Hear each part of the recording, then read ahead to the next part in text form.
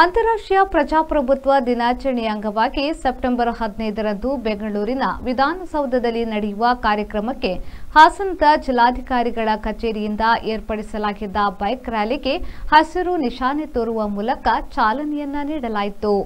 ಜಿಲ್ಲಾಧಿಕಾರಿಗಳು ಬೈಕ್ ರ್ಯಾಲಿಗೆ ಚಾಲನೆಯನ್ನ ನೀಡಿದ್ರು. ಬಳಿಕ ಮಾತನಾಡಿದ ಅವರು ಬೈಕ್ ರೈಡರ್ಸ್ಗಳಿಗೆ ಅಭಿನಂದನೆಯನ್ನ ತಿಳಿಸಿದರು. ಕಾರ್ಯಕ್ರಮದ ಪ್ರಾರಂಭದಲ್ಲಿ ಮೌನ ಆಚರಿಸುವ ಮೂಲಕ ಮೊಸಳೆ ಹೊಸಹಳ್ಳಿಯಲ್ಲಿ ಗಣೇಶ ಮೆರವಣಿಗೆ ದುರಂತದಲ್ಲಿ ಮೃತಪಟ್ಟವರಿಗೆ ಶ್ರದ್ಧಾಂಜಲಿ ಸಲ್ಲಿಸಲಾಯಿತು.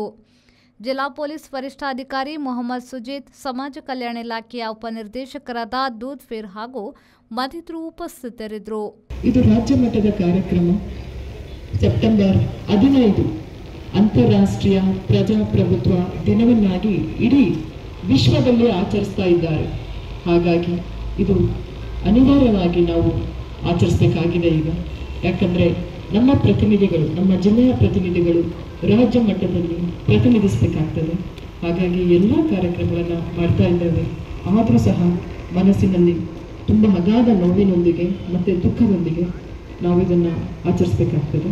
ಯೋಗೇಶ್ ಬಿಜೆ, ವಿ4 ನ್ಯೂಸ್, ಹಾಸನ.